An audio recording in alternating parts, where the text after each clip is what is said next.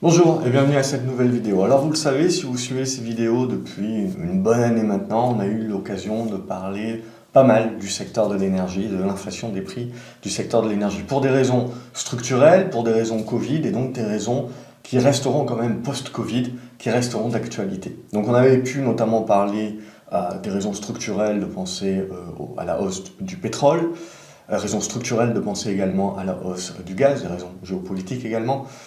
Et donc, inhérente à cela, on avait également parlé que dans le mix énergétique du futur, il ne fallait pas oublier le nucléaire, que le nucléaire n'était absolument pas mort, et donc prendre également des dispositions pour penser à l'uranium et à l'après, et également de fait que toutes ces hausses de matières premières énergétiques feraient que le charbon, qui est le mauvais élève sur lequel on tape évidemment dans un monde ESG, aurait toujours une réalité économique et on verrait donc les prix du charbon également augmenter puisque avec la hausse du pétrole et du gaz, on irait rechercher du charbon et à partir de ce moment-là, évidemment, pour éviter les goulots d'étranglement, les pénuries et cet impact Covid en parallèle de cela, le charbon aurait encore de belles années devant lui, sans pour autant parler de fonctions long terme, puisqu'on le sait, on arrête et on va continuer de désinvestir sur ces énergies fossiles. Ce qui fait qu'évidemment, dans cet aspect de transition énergétique, on a un monde d'entre-deux où justement il ne faut pas oublier ces énergies fossiles qui sont toujours utiles et donc on a une espèce de crise de l'énergie quelque part dans ce monde de transition où il faut s'attendre de toute manière à une inflation des prix de l'énergie. Et une fois qu'on a dit ça, évidemment, il faut mettre en parallèle toute la chaîne, puisque l'énergie, ce n'est pas que le consommateur, c'est également les producteurs de tout qui sont impactés, ça fait des coûts supplémentaires, et puis également on utilise aujourd'hui les matières fossiles pour produire bien plus que de l'énergie, mais pour produire des biens que nous utilisons au jour le jour, que ce soit du plastique ou que ce soit également donc des engrais. Et c'est là aussi où on avait pu parler dans d'autres vidéos, hein, c'est pas la première vidéo que je fais sur le sujet, mais je pense important de rappeler les choses, puisque c'est important de rappeler que vous avez des phénomènes qui sont accentués par le Covid, mais on a quand même des lames de fond qui sont beaucoup plus long terme derrière. C'est-à-dire qu'au-delà de ces pics qui sont créés par le Covid et de la désinflation qui sera ensuite réalisée par le post-Covid, alors ça mettra certainement encore du temps à se mettre en place, mais on peut croire donc qu'il y aura une désinflation, donc les actions qui sont liées à tout cela évidemment auront des périodes de correction, mais c'est là où ça sera important de ne pas oublier qu'on est quand même structurellement sur des lames de fond beaucoup plus long terme. Et donc pour moi, ce sont des secteurs d'activité dans lesquels on peut en effet faire des allers-retours de plusieurs semaines, plusieurs mois pour jouer les différentes vagues, Covid, post-Covid, réouverture, désinflation et puis ensuite le côté plus inflation linéaire et monde d'après quelque part. Et donc c'est pour ça que je refais continuellement des vidéos. Et donc aujourd'hui j'aimerais parler nécessairement des matières premières agricoles, et donc in fine du prix de la nourriture. Et ça également, c'est quelque chose qui est très impactant, puisque évidemment, socialement, on comprend tout l'impact et tout l'enjeu politique que cela peut avoir. Et donc toutes les décisions, on est dans un monde aujourd'hui, que ce soit les banques centrales ou les États, qui est interventionniste. Hein, donc l'école autrichienne, évidemment, peut se retourner dans sa tombe. Mais toujours est-il qu'on va demeurer dans cela. Donc il faut s'attendre de toute façon que vis-à-vis de la hausse des prix, et notamment de la hausse des prix des matières premières énergétiques, mais également des matières premières agricoles, on ait un certain impact social et donc politique. Et donc, ce qu'il faut bien se dire aussi, c'est que quand on remonte en chaîne, il faut se dire que qui dit hausse également des prix énergétiques, dit également que hausse des produits agricoles, et notamment des fertilisants, des machines-outils et également donc des engrais. Et il faut le dire, hein, aujourd'hui on est dans un monde où évidemment quand on parle d'Occident, on se dit on est dans une démographie qui est chancelante, on est en effet dans une baisse de la population active, c'est des pressions qui seront inflationnistes si on n'arrive pas à les compenser par une hausse de la productivité de par l'intelligence artificielle et tout ça, évidemment. Donc on a aujourd'hui une dualité, c'est-à-dire qu'on a toujours des forces structurelles qui sont déflationnistes, la technologie, la démographie en Occident, mais on n'oublie pas également les forces et les pressions inflationnistes, également structurelles, mais si on prend le monde dans son ensemble, parce que la population mondiale continue de croître, il va falloir beaucoup plus d'énergie pour l'ensemble de la population. Vous avez de plus en plus une part de la population croissante également qui veut vivre à l'occidental et donc qui veut plus consommer, et si elle consomme plus, c'est également plus d'énergie. Il faut parler de l'eau également dans tout cela, hein, parce que même quand on parle des semi-conducteurs, etc., tout ça, ce sont des industries qui sont énormément consommatrices d'eau. Donc c'est également un autre enjeu, même si on va dire pour l'investisseur lambda, ce n'est pas le plus aisé pour investir, même si on a des trackers qui sont dans les services aux collectivités et tout ça, et donc on peut investir également dans des sociétés qui sont sur ces niveaux-là.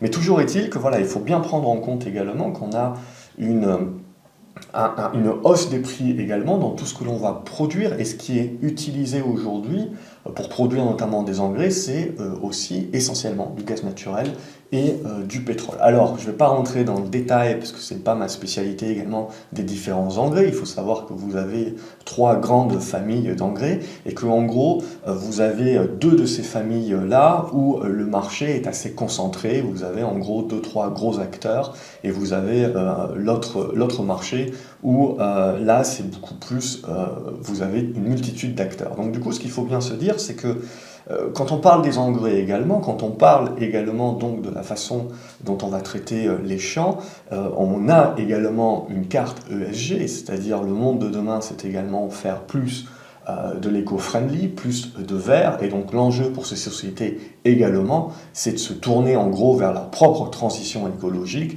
c'est de produire, et c'est déjà le cas, hein, vous avez beaucoup de sociétés qui le font déjà, de produire de plus en plus de produits donc plus verts et respectueux de l'environnement, etc. Et donc ça, c'est l'enjeu pour ces sociétés-là à long terme. Donc ce qu'il faut bien comprendre, c'est que c'est la même chose que pour les sociétés d'hydrocarbures, etc. C'est-à-dire que ces sociétés-là, leur enjeu dans les prochaines années, c'est d'utiliser justement la déficience des investissements structurels de ces dernières années qui fait monter les prix, utiliser la transition énergétique qui fait monter les prix également, qui va leur permettre de brasser énormément de profits, qui derrière va leur permettre de réinvestir, soit dans leur propre outil pour le verdir, soit d'aller acheter, faire de la consolidation du secteur, aller acheter, se diversifier, aller acheter déjà des valeurs beaucoup plus vertes, ou eux-mêmes commencer à investir et produire. Mais c'est des choses qui sont déjà en place depuis des années, et je serais tenté de dire que ça s'accélère avec le Covid, évidemment, avec l'ESG, mais c'est des choses, c'est une lame de fond, là aussi, qu'on a déjà depuis 5 bonnes années sur le secteur. Donc pour revenir un petit peu à tout ce qui est produit, il faut savoir que vous avez toujours un point mort, que ce soit sur des usines d'engrais, des usines de voitures, etc. Et à un moment donné, lorsque vos matières premières flambent, et notamment potentiellement votre prix aussi de l'énergie, ben vous fermez l'usine parce que vous produisez tout simplement à perte. Et ça va renforcer évidemment les pénuries. Et donc évidemment, quand on touche les secteurs de l'engrais, on se pose pas mal de questions pour la saison à venir, puisque évidemment, on est dans des demandes qui est toujours supérieure, et on est dans une activité où on sait qu'on doit continuellement produire plus, parce qu'on est tout simplement plus nombreux, et au-delà de cela, on consomme également plus. Ça, c'est quelque chose que le Covid ne changera pas dans le monde d'après, a priori. Donc on est toujours sur ces enjeux-là, de toujours plus d'efficience et de productivité. Donc en gros, vous devez prendre des acteurs quand on regarde au niveau de la potache. Alors j'utilise également les termes plus anglophones parce que c'est beaucoup plus facile derrière de trouver des sociétés, etc. Mais on en avait déjà parlé, et celles et ceux qui sont dans l'académie, c'est également des hypothèses de travail qu'on avait nourries déjà sur 2020 et sur lesquelles on a refait un topo début 2021, et continuellement derrière on ajuste. Et puis si vous regardez les graphiques des sociétés également dont on va parler, vous allez voir des graphiques qui ont déjà doublé, triplé, quadruplé. Donc je veux dire, c'est comme pour l'uranium, c'est comme pour l'énergie, etc. On est déjà sur des tendances qui sont bien en place, et donc qui sont bien actées par rapport à ce qu'on se dit. Mais l'idée évidemment, c'est qu'on avait pu en parler déjà avant, donc si vous arrivez maintenant, l'idée c'est de se dire Potentiellement, il peut y avoir des corrections, bien entendu, mais ce qu'il faut en fait, ce qui est important, c'est de se garder sous le coude ces différents secteurs, parce que même si ça a fait x2, x3, x4, éventuellement oui, ça peut corriger au prorata, mais on est éventuellement sur des lames de fond beaucoup plus long terme, donc sur des secteurs d'activité qu'il faut conserver et qu'il va falloir continuer d'observer, même si on peut avoir une baisse des prix, en effet, sur les semaines ou les mois à venir, ça peut être éventuellement des opportunités. Donc c'est comme ça la logique qu'il faut avoir, c'est-à-dire on fonctionne par cycle. Là oui, on a les cycles en effet qui viennent, où on a quelque part une réalisation et on a énormément de liquidités, ce qui permet vraiment d'avoir les effets bouchons de champagne sur les configurations. Puis on aura certainement les phases de construction qui dureront plus ou moins longtemps, mais il faut garder dans un coin de sa tête, en tant qu'investisseur, que vous avez ces lames de fond long terme qui continuent. Donc l'idée, voilà, c'est que vous avez le potage d'un côté, c'est des marchés qui sont très concentrés, vous avez 3-4 gros acteurs en gros qui vont se partager 70% du marché. Même chose sur le nitrogène, hein, vous avez 3-4 gros acteurs. Par contre, après, c'est sur le phosphate où là, c'est beaucoup plus éclaté et vous avez beaucoup d'acteurs. Donc là aussi, vous avez des acteurs qui vont être des acteurs américains et qui vont énormément être sur les pays d'Amérique. Vous avez des acteurs européens également. Et qui vont vous permettre également de diversifier un petit peu aussi les investissements qui sont faits. Il y a des acteurs qui sont toujours à l'ancienne mode, et donc qui produisent toujours avec une activité assez polluante. Il y a des acteurs qui sont beaucoup plus éco-friendly. Donc on va rentrer juste dans le petit détail de quelques sociétés. Évidemment, ce n'est pas une liste très exhaustive. Vous pouvez éventuellement rajouter certains de vos acteurs en commentaire, et puis on peut tirer la pelote de laine aussi très loin, hein, sur derrière les machines-outils, etc., plus derrière des fonctions d'intelligence et des solutions également. Donc dans le désordre, hein, il n'y a pas d'ordre de préférence, mais la première société c'est Bioceres, donc ça c'est une société que vous avez en Argentine. Vous savez, je regarde pas mal les sociétés argentines, que ce soit dans la production d'électricité, que ce soit là en l'occurrence, donc vous avez Cresud également qui était plus sur l'agriculture, mais plus basique, au niveau des champs, etc. Vous avez donc Bioceres également qui est plus dans les solutions justement d'amélioration de productivité. Donc ça fait partie donc des solutions et des sociétés que l'on peut continuer de regarder. Vous avez K plus S à ses côtés en Allemagne. Alors pour celles et ceux qui étaient dans l'académie, on avait déjà parlé il y a une bonne année de cela, et plutôt un titre qui est en recovery. Le code mnémotechnique c'est SDF, facile à reconnaître. C'est un titre qui est très axé Europe, hein, et US et pas trop Asie. Parce que là aussi, il faut bien se dire une chose, c'est que au niveau des engrais, hein, vous avez énormément de gros producteurs qui sont en Chine, qui sont chinois. Donc là, et puis c'est également un gros consommateur. Donc ça aussi, ça va être géopolitiquement, au niveau des matières premières, que ce soit des matières premières ferreuses, que ce soit des matières premières agricoles, on rentre dans un monde qui est intéressant, entre guillemets, au niveau de la géopolitique. Sinon, au niveau de la potache, vous avez Intrépide Potash, qui est l'un des plus gros acteurs, hein, notamment aux US, qui fait pas mal de produits déjà assez bio-éco, et puis au niveau de sa tendance, qui est déjà très propre là aussi. Sinon, au niveau ancien monde, vous avez CF Industries, donc plutôt phosphate, nitrate, et qui est en train lui aussi de faire sa transition. Donc ça fait partie des sociétés également qui sont en train de beaucoup investir pour la suite des opérations. Alors il faut faire attention avec les acteurs chinois, parce qu'on ne sait jamais évidemment s'ils vont se faire retirer de la cote ou pas. Donc vous avez quand même pas mal de gros acteurs. Sinon vous avez Mosaic Company aussi, vous avez Fosangro, un acteur russe. Comme beaucoup de sociétés russes, alors ça a bien évolué bien entendu, mais ça reste quand même sur des niveaux de valorisation assez intéressants. Alors, pour des raisons géopolitiques et historiques, la Russie est un marché de toute façon assez peu cher, hein, d'une manière historique, et qui le reste. Mais du coup, voilà, si on veut, c'est comme Gazprom et compagnie, il y a pas mal de sociétés russes également que je trouve intéressantes.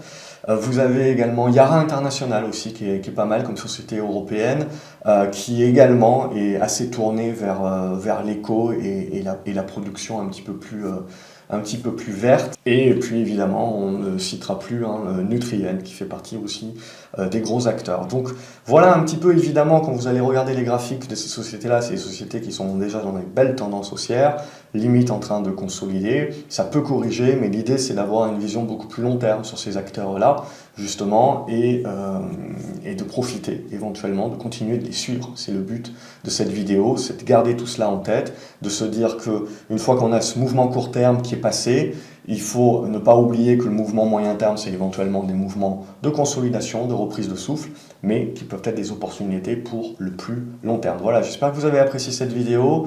Si tel est le cas, n'hésitez pas à mettre un pouce en l'air. Je continue régulièrement de refaire un petit peu ces vidéos qui peuvent être des rappels pour celles et ceux qui suivent la chaîne déjà depuis longtemps. Je pense que ça fait jamais de mal. Et pour les nouveaux, ça vous fait un élément supplémentaire pour vidéo après vidéo. Le but c'est d'imbriquer tout cela et de bien comprendre que ça forme un ensemble. Je vous souhaite une excellente journée. N'hésitez pas à liker la vidéo, la partager également, vous abonner à la chaîne pour ne pas louper les suivantes et à me dire ce que vous en pensez dans les commentaires. Je me ferai un plaisir de les lire. Excellente journée à vous les graphes et à la prochaine. Salut!